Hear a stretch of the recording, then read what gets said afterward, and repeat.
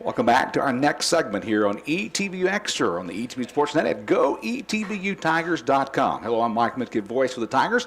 On earlier today, because of some schedule changes of games today, we needed to make a schedule change and start at 11 instead of our noon time in order to get some coaches here in order to get teams prepared to play this afternoon on the campus of East Texas Baptist University. Of course, we're live from CC's each Wednesday where you can get the buffet and the drink just for $5 for coming in and joining the fellowship that we have during the show each week. We're now joined by the tennis coach of East Texas Baptist University, Jeff Bramlett. And Coach Bramlett, first off the bat, I want to talk about one of your players honored this week by the American Southwest Conference as the East Division Women's Tennis Player of the Week. And, of course, I'm talking about freshman Elizabeth Morton from Granbury, Texas, someone you coached in high school because that's where you came from when you joined ETB. Talk about Elizabeth and how fitting this award is for her this week.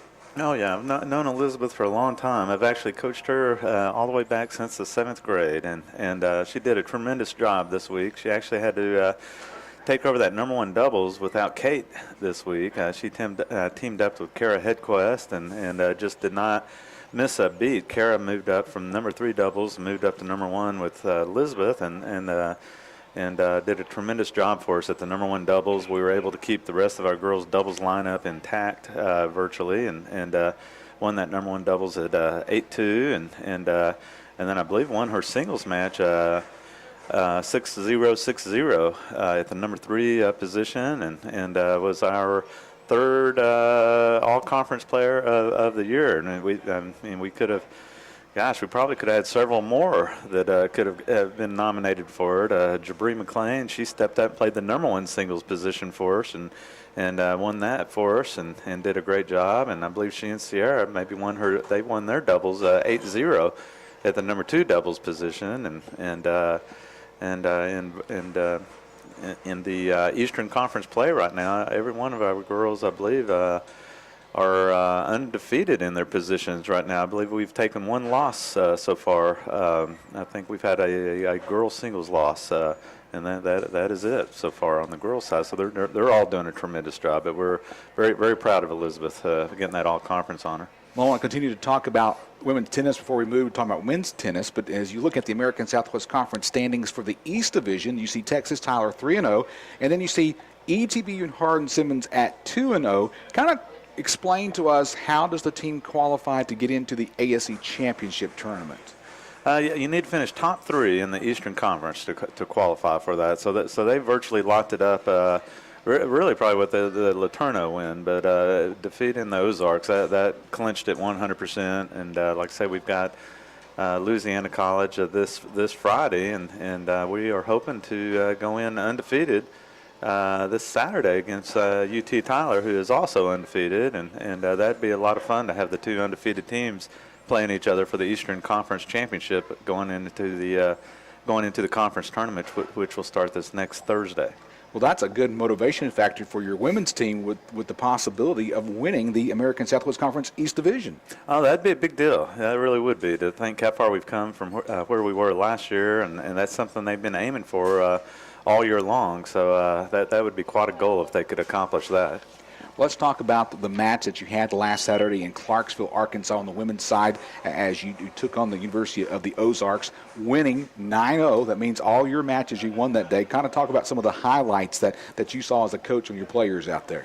Oh, well, I'd have to say, getting off in the doubles was a real good highlight. I think we dropped the first service game on Elizabeth's serve in the doubles, but they bounced right back and broke serve back, got right back in the match.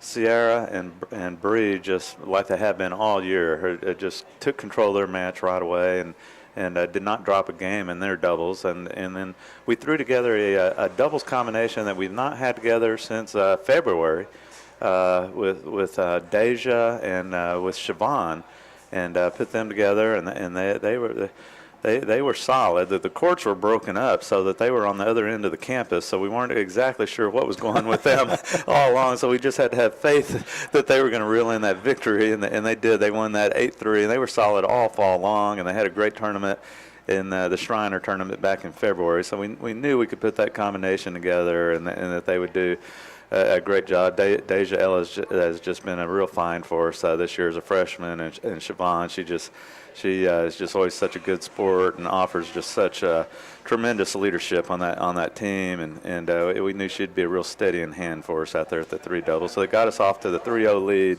and then really they just did not look back at that point. We knew Jabri would be just very, very solid at the number 1 singles, taking over for Kate, and she was. We felt like she would be ready for that. She stepped up from number 3 this fall to number 2.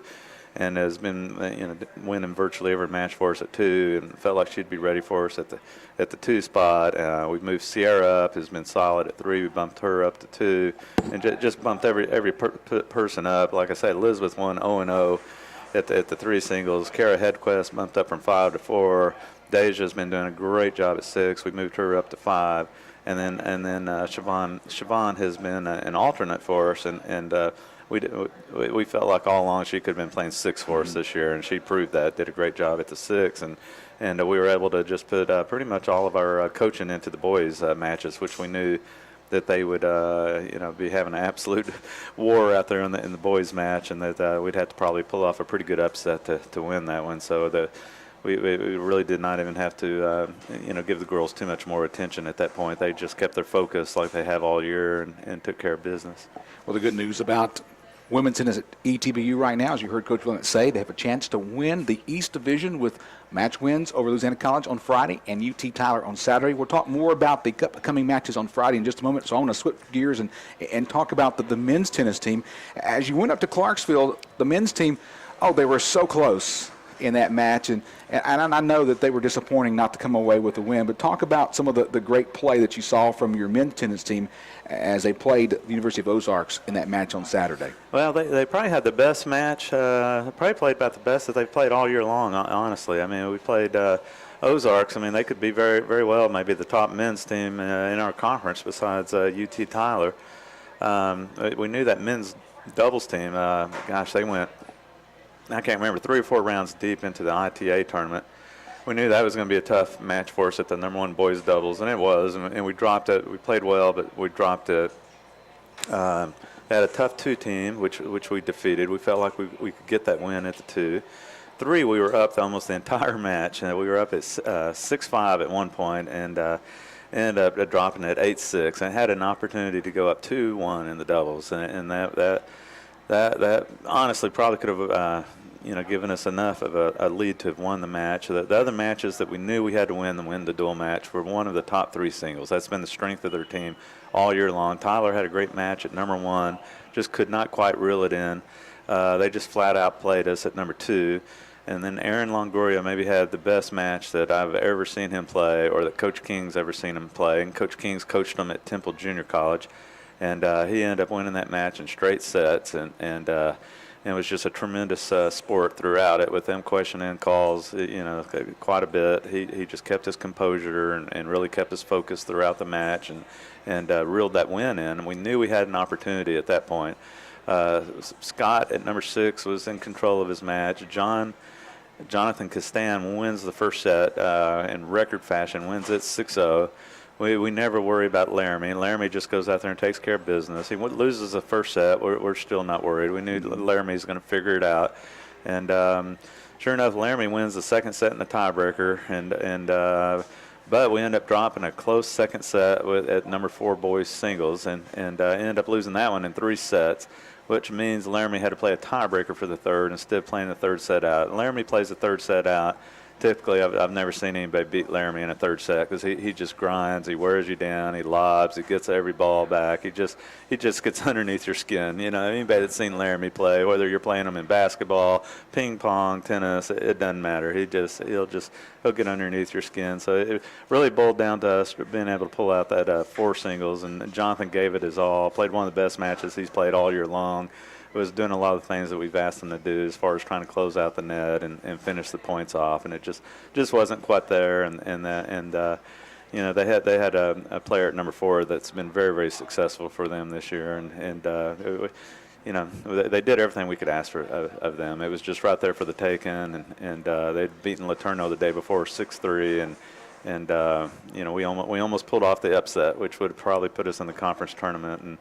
And like I said, could not have been prouder of our men's team. talking Tiger tennis here today on ETBU Extra. Still to come, we're going to talk about an upcoming event that Tiger football is involved in this weekend with Coach Robert Churchman. That's coming up next on ETBU Extra. Before I let Coach Bramlett leave us today, I want to talk about the activities that are happening Friday with your match against Louisiana College. This is something that's been on the schedule twice already this year, and I'm talking about the dedication of the new Veterans Memorial Tennis Courts, but I've been told it's going to happen Friday, 1 p.m. If we have to move the ceremony indoors, it's going to be moved indoors, but a time to properly give some credit or some accolades to those who donated the money to build the new tennis courts that you're enjoying right now on the campus of ETBU. Yes, we're very excited about that. Even if it rains tomorrow, even if there's a flood, we're having this thing. Hopefully it's going to be a beautiful day on Friday, and we get this match in with Louisiana College. But we're going to be honoring everyone that has made this project possible. And so we're going to have a luncheon at 12, and then the ribbon cutting ceremony at 1 o'clock out at the tennis courts. Like I say, if it's raining, we'll go ahead and bring that indoors also. With the match scheduled to be kicking off at 3 o'clock. I know the Student Affairs is planning on doing a Chick-fil-A and some tailgating out there. So we've got a lot of activities planned out there, and then hopefully it's a pretty day on Saturday, and we're planning on going out there to Tyler for the UT Tyler match. So this Friday, 1 p.m., dedication service for the Veterans Memorial Tennis Courts at ETBU. And I've seen some of the graphics up already, up the big sign. It all looks wonderful. Oh, yeah, it's beautiful. It really is. They've got the new sign put up out there. It's gorgeous. Adam's got some posters put together for it. And don't forget Senior Day also for our one senior, so for Nick Larzabal. We're really excited to honor him as well. So a lot of activities this weekend in Tiger Tennis.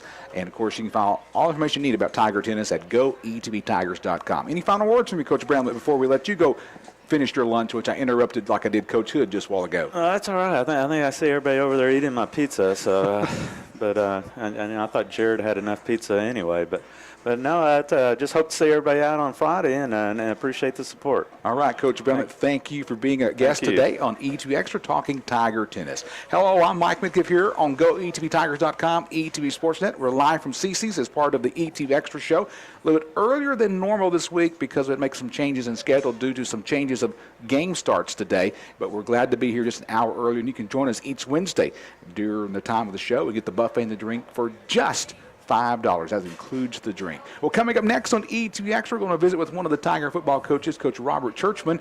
We'll talk a little bit football, but we're also going to talk about fishing. So find out more here in just a moment on ETBU Extra.